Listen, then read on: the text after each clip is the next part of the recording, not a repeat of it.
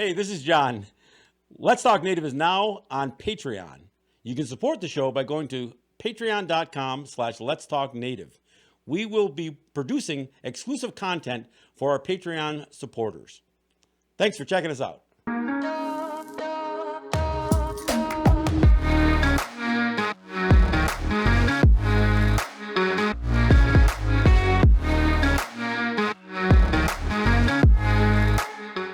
Let's Talk Native is produced at the LTN Studios on the Cattaraugus territory of the Seneca Nation. We break all the rules for Native media by peeling back the layers of assimilation and indoctrination. No prayers, no buffalo speeches, and no spirituality shows. While this podcast does not provide a path to spiritual enlightenment, we do take a tough look at history, oppression, and our survival. But the real goal here is to bring our people together by breaking down what separates us. So, welcome to Let's Talk Native with John Kane.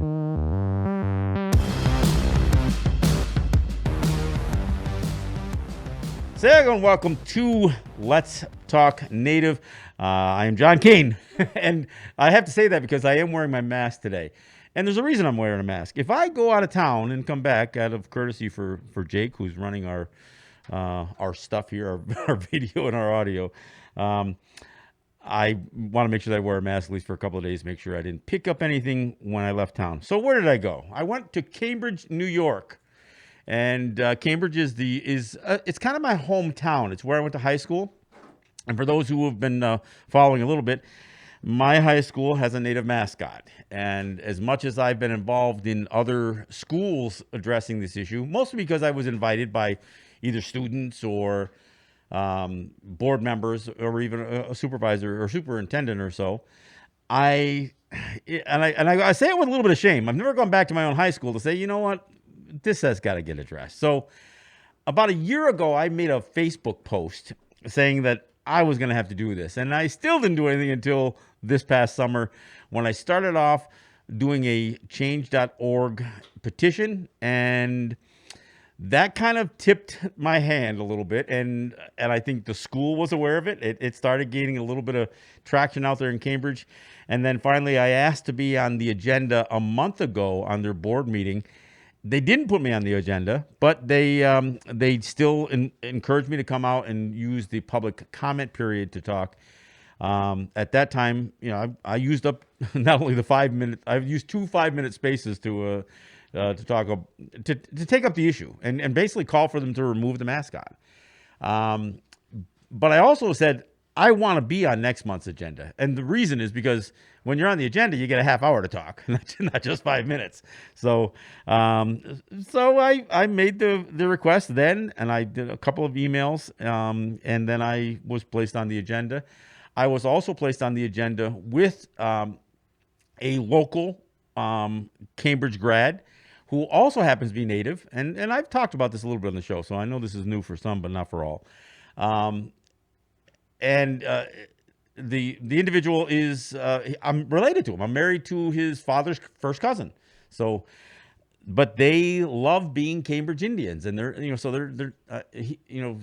is his father's Onondaga, his grandfather is Oneida, so he has Native heritage, although not much connection to a Native community. So I want to talk about what transpired last night when I finally made it on their agenda. I got a chance to do kind of a more full presentation on my concerns without reiterating everything I did before. So that's what took place last night. I do have a guest with me, and the guest I have is somebody who also has weighed in during the public comment period, who is a Cambridge grad. He's an alumnus from the class of '97, and so my guest is Cory McMillan, and Cory is a part of also a social justice group in the Cambridge area that, frankly, I didn't know existed. I mean, when I went up to Cambridge and started this thing, well, I take it back. Before I went to Cambridge, when I first did the petition and it became known what I was doing, and it kind of got on Facebook, that's when a few people from this group reached out to me. And much to my pleasant surprise, you guys, you're a solid group of people. And look, the mascot issue isn't I don't even know it was the highest priority, but you guys have done a lot of stuff, with dealing with social justice, and so we've come together. And so, Cory, welcome to Let's Talk Native. Thank you, appreciate that. Okay, so first off, we did get a chance to we stayed in contact via Zoom in some of these meetings going forward, so we kind of knew what to expect. In fact, I got contacted by the NBC affiliate out there in the Albany area, and I did a Zoom interview. But I also reach out to the group and say, hey, somebody wants to track these guys down. They're going to be in Cambridge, and they're going to be doing some interviews, and so you kind of ambushed them, I guess, and made sure. Actually, I think that was another one of our group members. That was Gordon. Oh, that was Gordon. That wasn't you. That's right. You're right. It was Gordon. All right. You're right. I'm sorry. That's okay. Yeah. So, but it's cool because it ended up getting a chance to have another voice put into. I haven't actually seen the TV coverage because I got too busy. So. But yeah, we didn't get a chance to see it either because we wanted to make it to the meeting and get a seat inside the actual board meeting chamber, as it might be. So let me, look, I've got my views on what transpired here. So let me get a sense from you how you felt like this thing played out, and what was your take on what transpired last night? Well, I think, the main theme from last night was, from your point of view, from our point of view, there is a pretty salient argument to be made. Here is the position of Native people all along North America. And on the other side of things, we have some people that are very passionate about their community, and they have a very, strong tie to the mascot, but they don't have any substance to their argument. And in fact, in trying to make their arguments, struggle even to maintain any sort of coherence. And so it's almost, to the point of, a bit of comedy. Yeah, it's a little embarrassing, actually. Yeah, it is really. It is embarrassing and, and frustrating and annoying, knowing that these are community members that we have to see, potentially in the grocery store or wherever. And, it's and then, from their point of view, things are, the decision is very clear, and that point was made over and over and over again. But, I think the decision is very clear. It's just not on their favor. So it's almost to the point of comedy. It's like a tragedy. Well, and it's interesting because there were a lot of people who commented. Obviously, I had a half an hour. Dylan had about a half an hour, and then they have public comment periods. It's interesting that the first public comment period, nobody wanted to speak. I mean, I found that a little odd. I don't know. I don't fully understand why somebody didn't figure they could step up there and be perhaps a little preemptive or something. But they didn't, and so there was essentially only one comment that was not mascot related. And then then I spoke, and then Dylan Hanyos spoke. Now, and again, the Hanyos are a family that is from they're really from the Cambridge area. They lived out in Oneida territory for, I don't know, maybe 4 or 5 years max. And I grew up with Dave and Dwayne Hanyos. I grew up with those guys before they left to go out to live in Oneida and then came back. But they didn't graduate from Cambridge. They actually graduated living in central New York. But they went back because they really like Cambridge. And frankly, I really like Cambridge. And I made sure that in both last month and this month, I did not speak in any way, shape, or form negatively about Cambridge, about my experience growing up there. I talked about how nice it was to grow up in that area and how much I liked the school. And even to the extent that I had a couple of things about the whole native mascot thing that I found uncomfortable. I made it clear last month That's not why I was there. I wasn't there because of my experience. I was there because the practice, the whole idea of using Native people for the amusement and entertainment of predominantly non-Native people is in the form of a mascot is wrong. And the interesting thing is, yes, I got a chance to speak, and I got a lot out in that half hour. And you can, I don't want to pat my own self on the back, but I think I got a lot covered in that half hour. But I wasn't the only voice there. There was a bunch of you that are not just a part of this group, but people that I didn't expect to weigh in that had plenty to say. Yeah, yeah, it was a good showing for sure. And so, I mean, so people can visualize this. The board meeting was held in a gymnasium, all social distancing and that kind of stuff. And they knew they were going to have a bigger crowd, so they had 2 rooms set up for overflow where they connected up through video and microphone, so people in the other rooms could hear. Unfortunately, I couldn't hear them very well when they spoke because it was when you speak at the in the public comment period, you're actually addressing the board. You're not actually addressing the crowd, and so frankly, they didn't accommodate those of us sitting there very well with decent audio. So I could make out some of it, but man, some of it was tough to hear. But there was a student that spoke, a senior in high school that spoke, and she condemned the use of this mascot. There was a former superintendent, from what I understand, that spoke. And did you know him? No, I think from what I understood through our email chain today, he was a superintendent in a different school district. Oh, okay, a different school district. Okay, so Yeah. not from the Cambridge school district. Okay, Not from the Cambridge School District, but still interested in the same, direction anyways. is he kind of is he a community member? Does he have some ties to Cambridge? I guess. I think he's been living here for a while, but other than that, Okay. I don't know. Well, it's interesting because he made a great observation about a point that I was making, and among the things that I discussed was not only the inappropriateness of the logo, which is some have tried to say was so special to them and everything else, and I said, look, it's basically clip art. It is the same logo or mascot being used by dozens of other schools in with slight alterations, but it's not something. It's as stereotypical as the previous logo, which was the typical Plains Indian headdress. This one happens to be the one that is passed off as a woodlands Indian, so to speak. So I addressed that, but then I addressed the word Indian, and after going through some of the history of it and that kind of thing, I said, you all know that it's wrong, that the word is inappropriate. And how do I know? Because you don't call me that. You don't call me an Indian. You don't call Dylan Hanyos or the native family that lives there. You don't call them Indians. And in fact, there were people who weighed in on this debate over the last several weeks who claimed to have Native ancestry, and they all said, "Oh, look, I'm part Native American." They didn't say they were part Indian. They said, "Oh, I've got Native ancestry." They didn't say they have Indian ancestry. Why? Because the word is wrong. And I even said, "Look, the Hanyos aren't Indians. They don't have Indian blood. They have Oneida and Onondaga blood, if you want to look at it that way."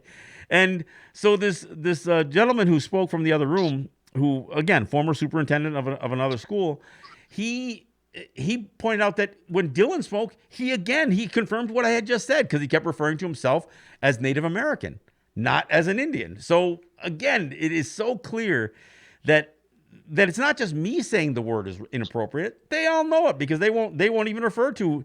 I mean, it's like the same thing, the argument about any of those other words, Redskin, Redman, Raiders. Nobody will come up to me and ask me if I'm a Redskin or if I'm an Indian. And most people, if you're going to have a courteous conversation, would say, how do you refer to your ancestry? They'd actually do you the courtesy of asking you what you'd prefer to be referred to as. But this idea of creating this image, creating this logo, or pulling it off the internet, wherever it came from, and then creating this identity that essentially all these white people are claiming, predominantly football players and the families of these athletes, and then obsessing over it. I mean, I heard one guy get up there and said that they will bleed and die for that mascot.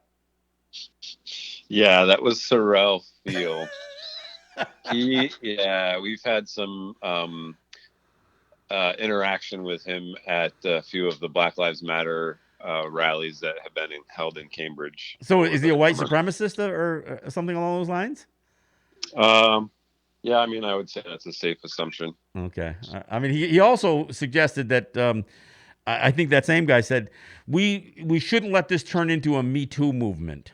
It's like Yeah, because yeah, apparently women being raped is okay, and you don't want to you know you don't want to equate those two things. So apparently he has problems with any social justice movement or anything that confronts these inequities. I mean, it was bizarre to listen to this, and I think was he the voice in the back of the room that was shouting during my my presentation? yes, Oh, of course. yes. Clearly, the back of the room had a representation of the right wing trigger culture that exists in our country right now, because a few words that were put out by members of our side of things clearly triggered them to speak their minds, regardless of what the appropriate manners would be in the meeting room. Yeah. Um, but I think that's just something that we have to deal with in this community. That's just part of the way people are here currently.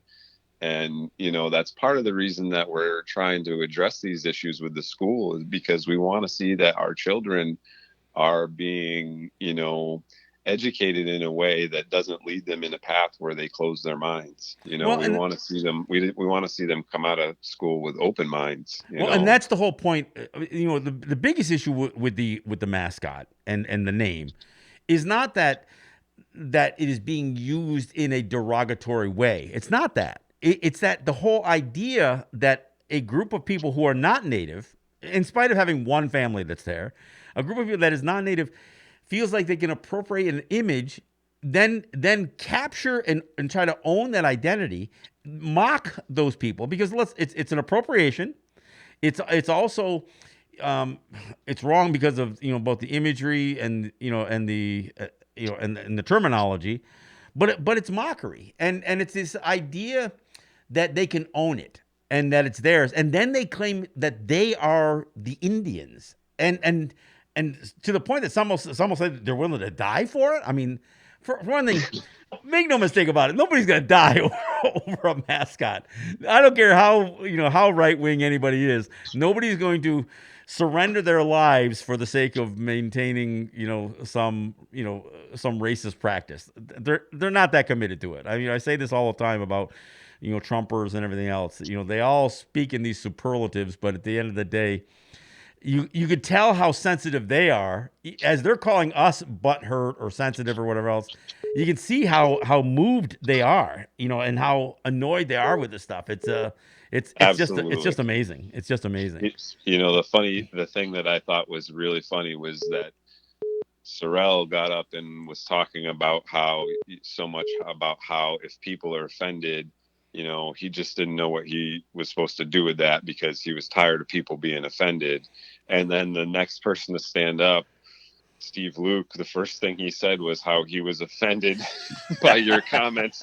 And I wanted to, ask him to just go see Sorrell and talk it through, and maybe they could figure it out. Yeah, maybe he could help him with that. Yeah. Yeah.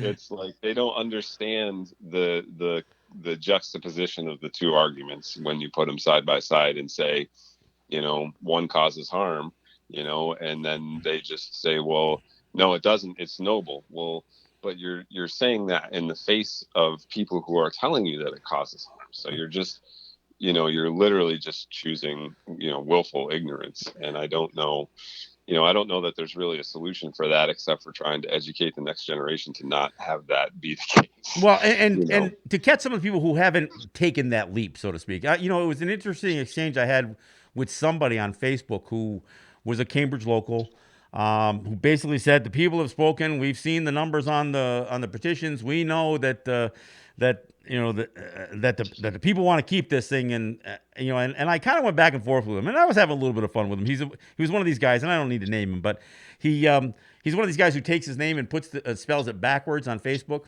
And I said, well, your way of thinking is as backwards as your name. And he says, well, I thought we were going to be civil here. I said, hey, don't get mad here. I'm just making fun of what you've done with your name here. And so he came back later, said, I read your statement, the one that I issued a month ago. And he said, I think I've got to rethink this. So there are some people that if you can get them out of the mindset that is being crafted by the mob mentality and pull them aside or give them a dosage of some either reality or some other grounded view that maybe because let's be honest, it's pretty one-dimensional. The other side, the side that wants to keep this thing, they all said the same thing. Cambridge is special. And regardless of what other schools have to do in terms of changing their mascots or regardless of what any place else, we're special, we don't have to. That was basically their narrative. The other one that Steve Luke, again, a guy who was a very successful high school athlete who is now in his 60s and still obsessed with calling himself a Cambridge Indian. He also said his new thing is one size does not fit all. So if Washington, D.C. has to change the name of their football team, their NFL football team, or if colleges have had to do it or other high schools felt like they had to do it, that doesn't mean that Cambridge has to, because Cambridge is special and what applies to other schools don't apply. And of course, what they always come back to is that the reason they're special is because they have their own native family there that supports it. And I addressed that. I said, 20 years ago when the issue came up, because look, this has been a national dialogue for decades. And there has been challenges to the Washington football team's trademark. And that went through a couple of iterations. And of course, the Washington football team ultimately dropped its name, in the wake of this call for social justice and racial equity, just this year. But so this isn't a new conversation. So this conversation was brought up 20 years ago. And again, this Hanyo's family, the senior member of that family, David Hanyo Sr., came and spoke, I guess at a board meeting or before the town, and said, I like this name and I want to keep it. And there should be no debate on this thing, or don't know the exact words that he said, but he basically pledged his commitment to the town using the name Indians. Although he did suggest that they should probably change the logo because they had a Plains Indian headdress logo, and use something that was a little bit more appropriate to what the indigenous population of the area probably looked like. And so they grabbed a different stereotypical image, but it never went to a vote. And so my point is, one guy silenced the whole, ended the debate. He silenced any critics, because I assume 20 years ago, the reason it was brought up, because there were some people in the community who said, maybe this isn't appropriate anymore. They got silenced. They were completely silenced because the one native voice representing one native family, spoke in favor of keeping it. Now, I got to tell you, 20 years ago, I think that I was the only native person, my sister and I, to have graduated from Cambridge Central School. No other native kids, I don't believe, and somebody can check the records, and if they can find somebody else who was clearly native. I don't mean grandmother was a Cherokee princess native. I mean a native person. I'll bet my sister and I were the first, or only up to that date, native kids who graduated from Cambridge Central School. And I wasn't asked 20 years ago. My sister wasn't asked 20 years ago. In fact, no other native people, no nation, no government, no organization. Once David Hanyo stood up and said, I want to keep the name, there was no board vote. They just went along with it. So, as I said, they kicked that can till now. And now there's a native voice who isn't so so appeasing, I guess, to the crowd. So I spoke, and I went there. Like I said, I went there fully expecting to be in an extreme minority position out there as a native voice opposing this thing. But as it turns out, there's a bunch of you who are more woke when it comes to this kind of thing, and I got to tell you, completely surprised and pleasantly so. Well, the thing is, the other side is right in the fact that Cambridge is a special place. It really is. You know, they're just wrong about our ownership of the mascot.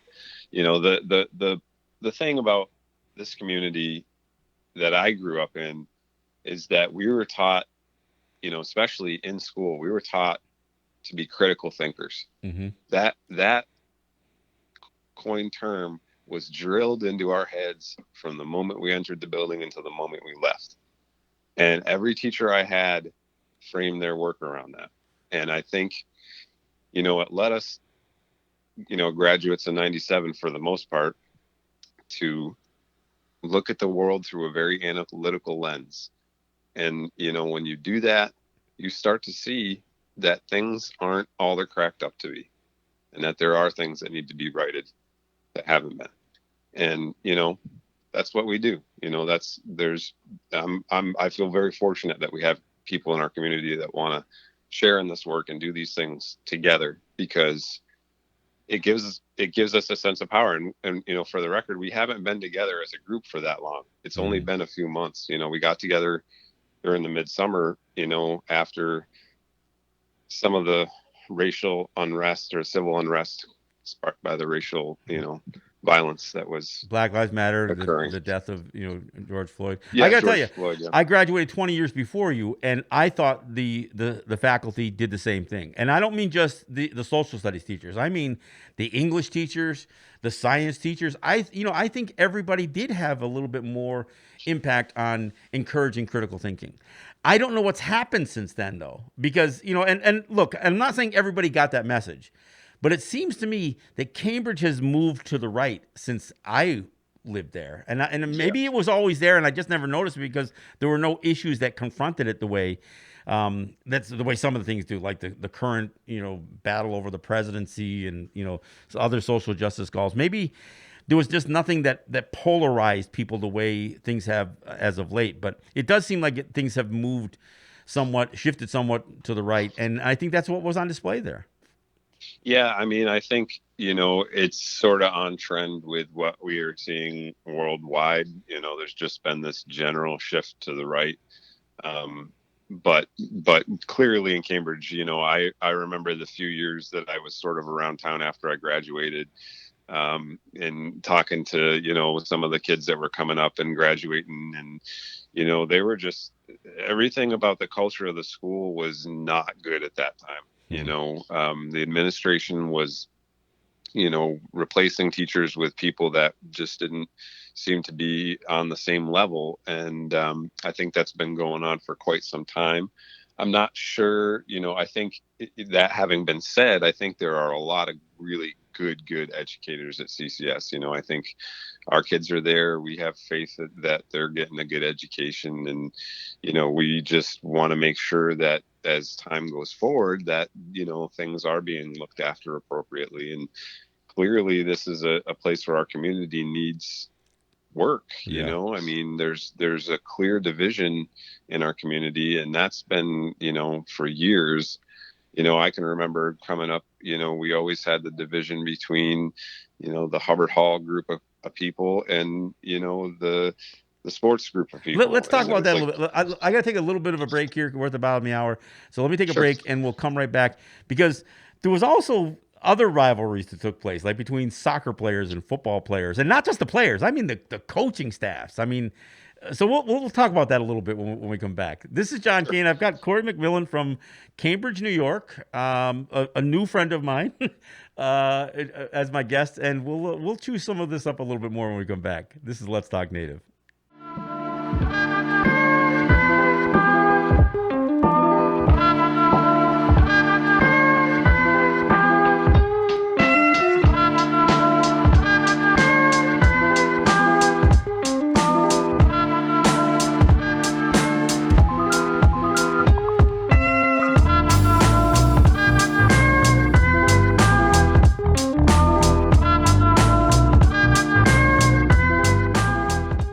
So everyone, thanks for coming back. This is John Kane. I do have a guest joining me today. I've got Cory McMillan from Cambridge, New York. He is a Cambridge Central School alumnus.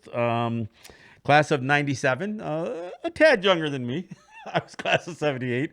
Um, and we're talking about the last couple of board meetings where the mascot issue for Cambridge, who calls themselves they call themselves the Indians, and there are people really dug in to wanting to keep that in spite of the obvious wave of schools. And before I did my formal presentation last night, I talked about the fact that 4 schools in the last year in Connecticut alone had eliminated their native mascots. One of them was done just Monday, last August. I actually was part of the dialogue for Glastonbury. They were challenging whether to keep the tomahawks as their mascot, and they got rid of it. And in fact, Wednesday night, so the night before our board meeting, a school out in California, Fresno High, which has been the Warriors, I think, for 128 years, they voted 6-1 to get rid of it. So, I mean, the trend is real clear.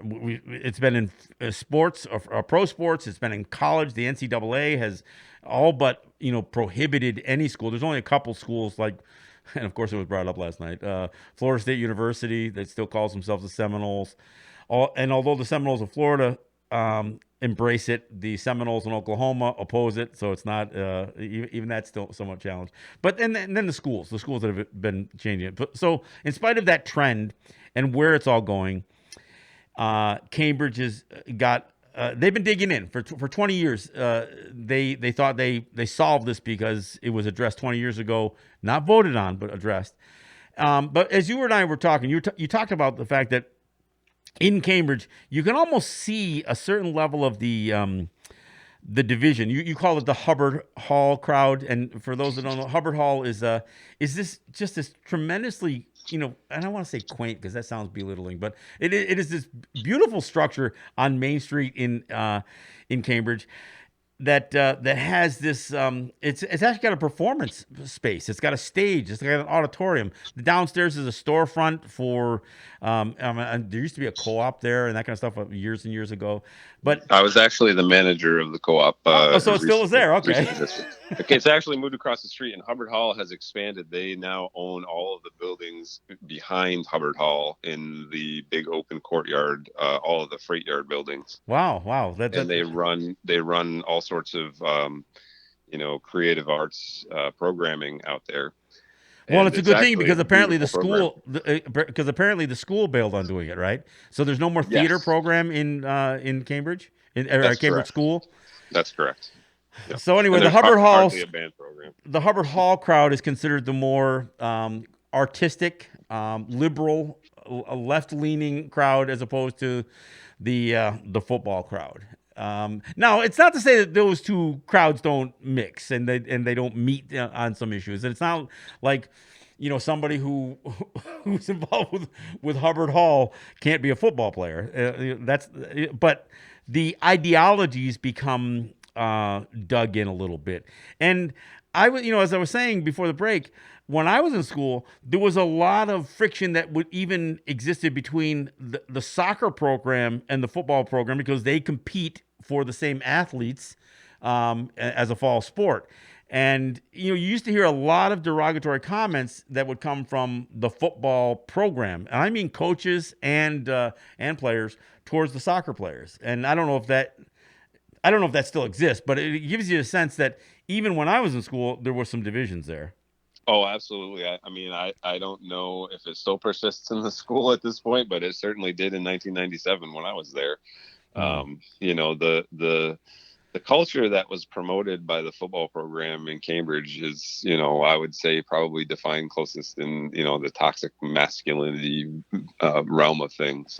Amped up, beating on your chest, ready to take them out and whatever you got to do, and I don't think that necessarily represents, who we are as a community, but it's certainly how the football program was running itself at that point, when I was in school, and I can vouch for it.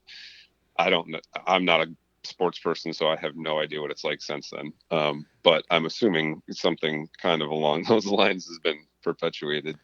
Well, and of course, the success of that Cambridge football program is significant. I mean, they've had state championships, and I'll admit, back when I was in school, the football team wasn't that good, and but since 2000 and in the last 20 years, they've had a pretty good program, and I don't know if it goes back farther than that, but they've had a successful program. They've had essentially seasons that they were virtually undefeated and that kind of thing, and so they are known. I mean, the whole Capital District area knows, at least for that size school. I think it's only a DE section school or size school.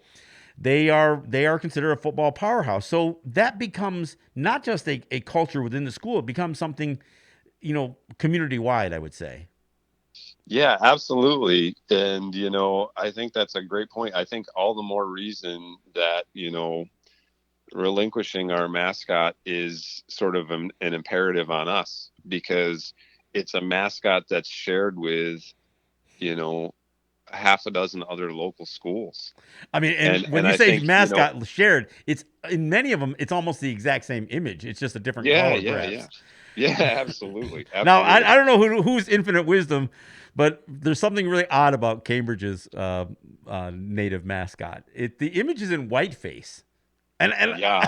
And I mean, when I mentioned in my presentation, I said, ironically, it's whiteface, and I mean literally, it's ironic that you would have a native mascot in whiteface. I mean, the school colors are orange and black. It doesn't have to be in whiteface. So it's just bizarre to me. But yeah, I never really looked at it closely enough to realize that it was white until you pointed it out, and then I've been shocked ever since. Every time I see it, I'm like, oh my god, it is white. That's crazy. Oh man. I was in school when the mascot was changed. Okay, from the Plains Indian headdress. Now, how did that go? I mean, was that smooth, or was there some resistance? There was no resistance that I was aware of as a I think I was somewhere in middle school or in, maybe early in high school, freshman or something like that. It was like we showed up after the winter break and the gym floor had been repainted. So this wasn't a process. It's not like kids got to vote on it. No, nothing like that. There was some involvement with the school, because they removed. Not only did they repaint the floor, but they removed, there was a large totem pole that had been created at some point out of paper mache, which was removed at that point in time. And then there was another painting in the cafeteria, which I can't remember exactly what it looked like, but it definitely had the full Plains headdress Indian as part of it. And they removed that, and they hung a picture that was painted by the current class of art students, that showed a bunch of white people holding hands effectively.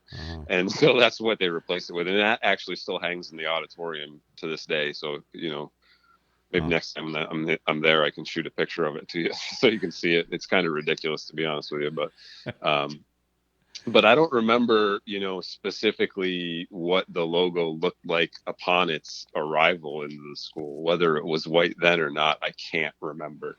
Well, but it's kind of bizarre, because one of the things is, well, it's going to cost us a lot of money to switch over a mascot. It doesn't.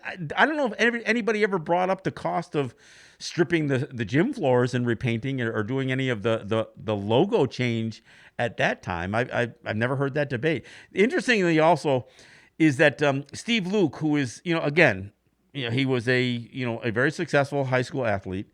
I don't know if he did anything athletically much beyond that. I don't know, but that he comes from a family of really good athletes.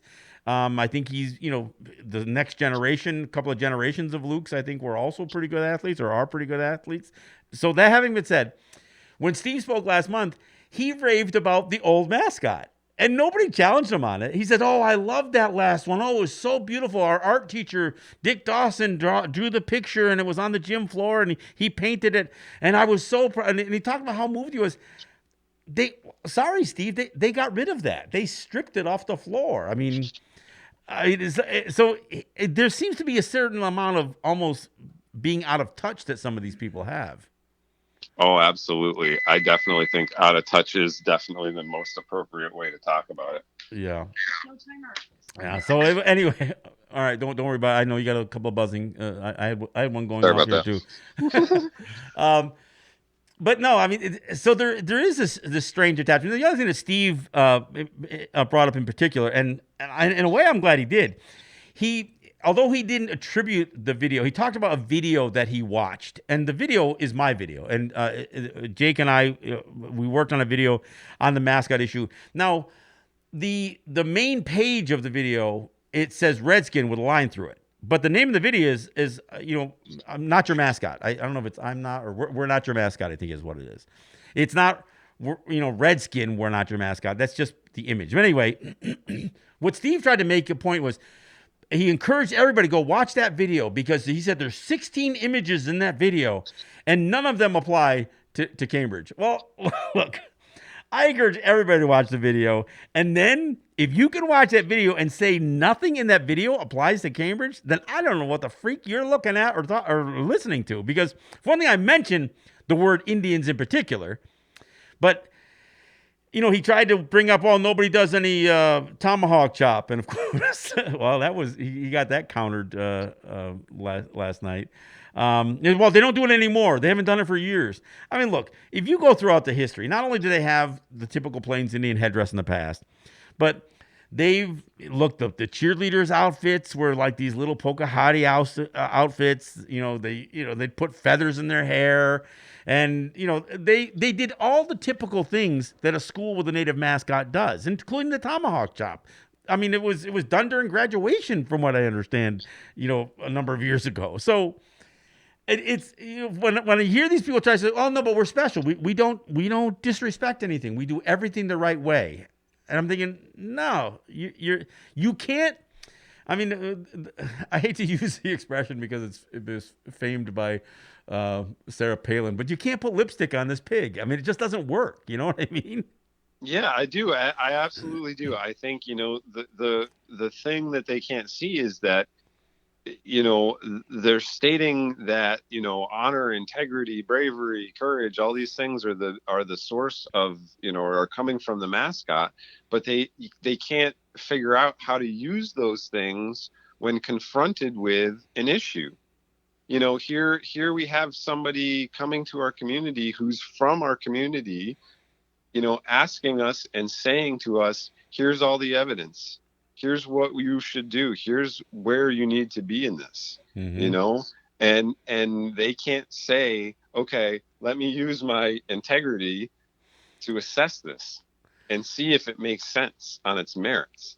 Instead, they just go automatically in defense. And I think Steve Luke's initial comments last night pointed to that particularly. He got up and he said, the first thing I did when I heard that this was going to be brought up at a board meeting was got on the phone with Dylan and said, you need to get out in front of this. Yeah. So his comment to us was a relay of what his tactical approach was going to be for fighting against us. You need to be our token Indian, basically, is what he was saying. Yeah. Yeah. That's exactly what he was saying. And immediately putting everybody in a defensive position. Well, and the other thing that's kind of crazy is some of what I heard, because they made sure they said it loud enough. Oh, they brought somebody in from the outside. And again, to be clear, nobody brought me in. Nobody's paying me to go out to Cambridge. Nobody asked me to go. I, out of a sense of my own responsibility, decided I can't not address this issue. I've got to go to my own high school. I am a prominent voice on this issue in other places. And I have been for a while, and that's why that video exists, because it's what I do. It's not the only issue that I fight for. I mean, and I explained in my presentation. Look, I try to stand with people on everything from missing and murdered Indigenous women to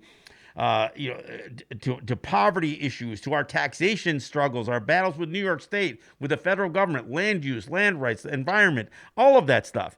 This is just one of the issues that I try to step up with. But I haven't taken it back to my old school. So I finally did. But you guys didn't invite me out there. So anybody who's watching this video who is wondering how it is that John Kane, why here, why now? I went from third grade till I graduated in Cambridge Central School. And as I said in my presentation, I was a good student. I was an active student. I was very much a part of the community in many ways. Even, again, playing Little League, all of it. I was a part of that community. So I wasn't just some obscure figure in that school. And there's nothing wrong with being obscure, somebody that's not, it's my personality to be out there. So yeah, I came back. And the fact that a group of you were embracing this message yourself, and perhaps we're on the cusp of bringing this issue up, that's just serendipity as far as I'm concerned. We just happen to agree with each other. Yeah, we had a few meetings, talking through different things, mostly just trying to unpack how everybody was feeling, and obviously with pandemic and then all the civil unrest, it was just a lot to handle, and so we were just trying to show support for each other and show support for people in our community that feel marginalized and things like that. And, so obviously it came up in conversation at some point that your petition had been out there. Somebody had seen it on Facebook, and, we kind of talked about it, and that was it. We left it behind. And then as it came back around, we kind of talked about it again, and we felt like, well, geez, if we're going to stay in a group and we're going to do some work, like, this is the work we're doing. So we might as well throw our weight behind it. And, we're just happy to have, some leadership coming from, a Native voice outside of our community, because we just don't have a lot of representation here. Obviously the Hanios family is a Native voice, and we don't want to marginalize them in any way either. But they aren't the only Native voice. And the fact is that their voice comes from being community members, not from a Native community. And that's exactly right. And I think, I don't think my personality or my ancestry is why my voice needs to be heard. I think my voice needs to be heard because of what I have to say. Yes, I am a Cambridge graduate, and yes, I'm Native, but that's almost a moot point. The point is that what I'm bringing to the community is the conversation that exists across Native territories. Every Native council, every organization, every look. I come from a whole group of activists that have been involved in everything from Standing Rock to to wastewater treatment arguments. I'm a part of a larger group of people who are fighting these issues. I do a radio show in New York. My co-host is a very active a community organizer and participant in a lot of the social justice changes in the city. So, yeah, this idea that somehow somebody put me up to it, or that they they had to bring somebody in from the outside. The other thing, I'll mention it too, and I didn't even know this was the buzz that was happening in Cambridge, but the pandemic thing is real, and it's a concern. I look at the numbers daily, so I know what's going on. I also know that the region of Western New York has a higher incidence of infection than, say, Washington County does right now. Where I live, in the southern, well, actually, I don't even live in Erie County. I live in the river divides, and actually, I live on the Seneca Territory. I don't live in what I define as these counties, but I'm not in a red zone or an orange zone. But I knew I was coming out there, and so I went and I got a COVID test done. And I got the results before going to the meeting last night, and I was tested negative. And I didn't do that to advertise it necessarily. I did tell the superintendent, Doug Silvernell, I let him know that I had been tested. And he said, yeah, that was raised here. And I didn't know that. There were some that were talking about trying to ban me from coming there because they claimed I was coming from a red zone. And of course, that wasn't true.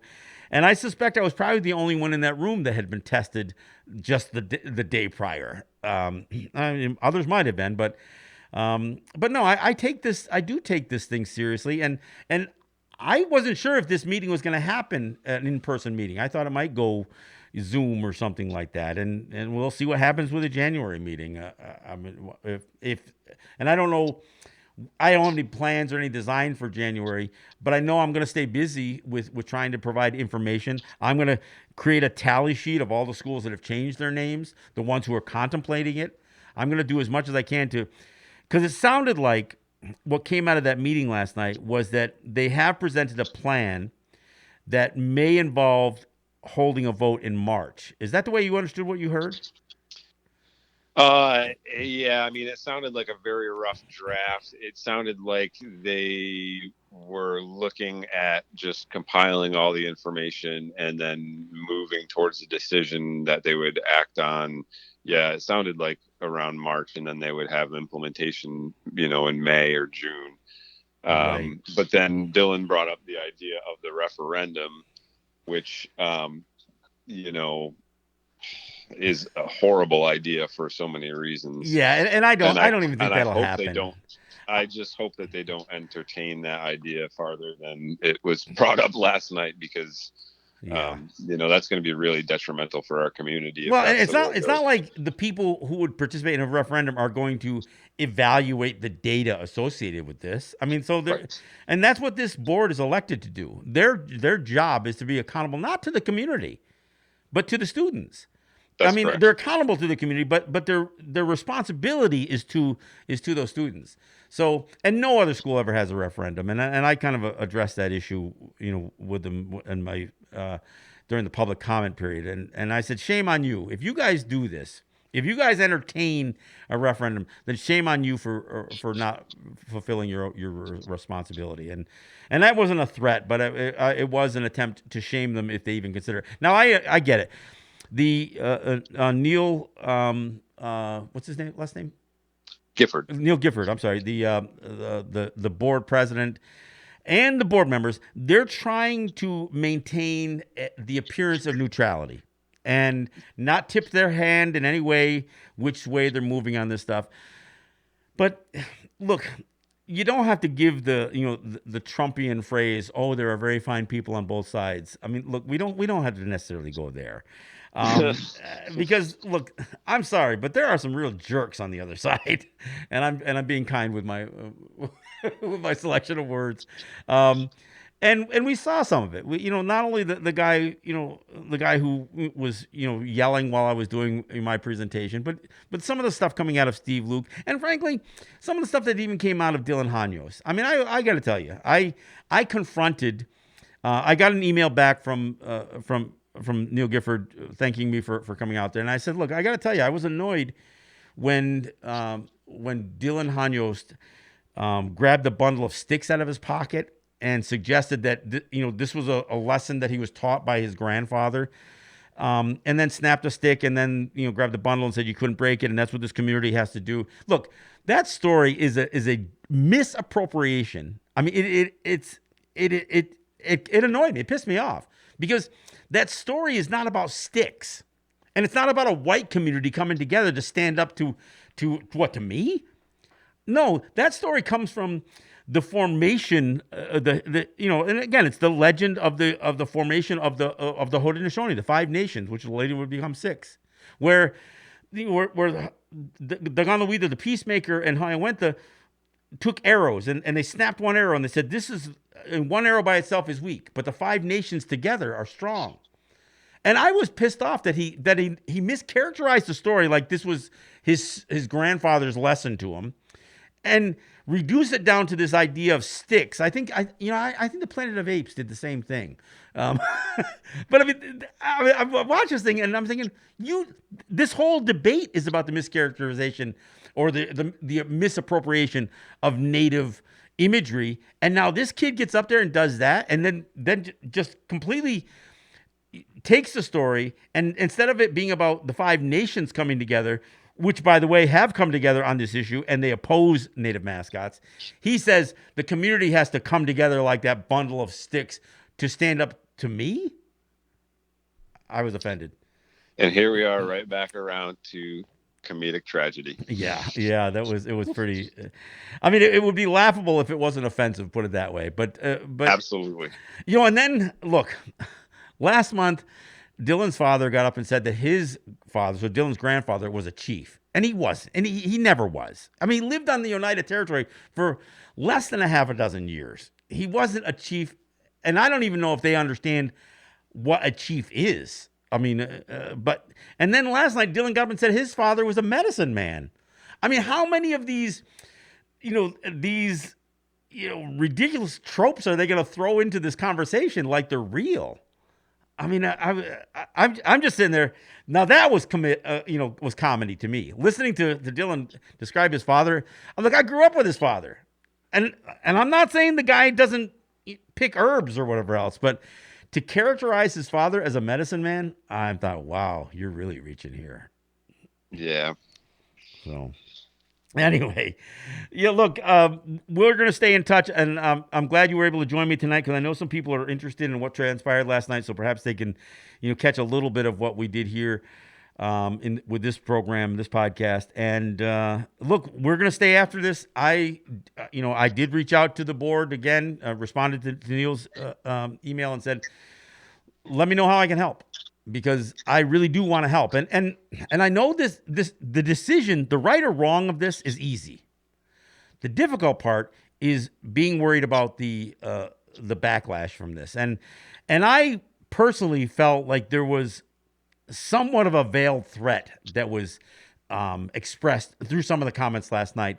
And it wasn't overt and it wasn't life-threatening, but it did. That's the sense that I got. And I'm not saying it because I'm oversensitive, but I sensed that a little bit. I don't know if you did. Oh, absolutely. I think there's a substantial threat, coming from the side that supports keeping the mascot on this. I think I tried to address that with the board last night, just letting them know that we have their back, Mm-hmm. and, that there's a lot of locals out there that feel the way that we feel, that we should relinquish it or retire it, or however you want to express it. Yeah.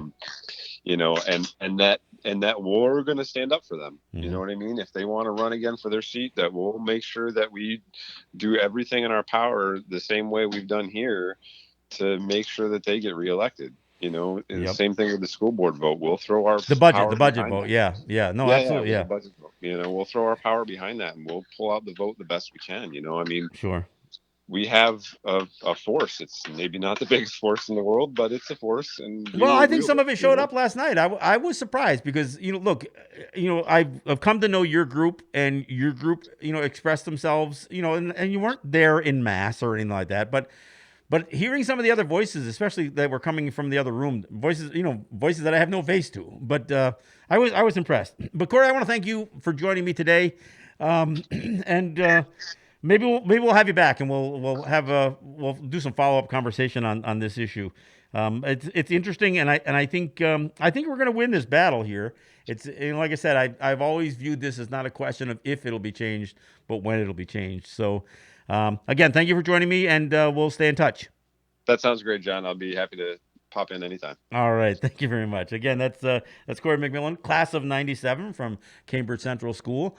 And that was kind of our update on what transpired last night. So look, I want to thank you guys for listening, and I will say I posted up as a document on Facebook my statement that I read last night, so it's there if you want to check it out. So there we have it. This is John Kane. This is Let's Talk Native. Yahweh.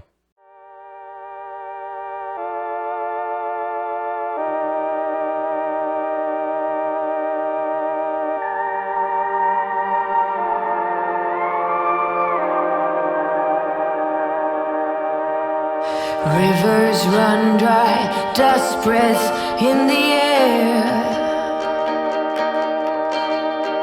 2 dark days, do you have a tear to spare?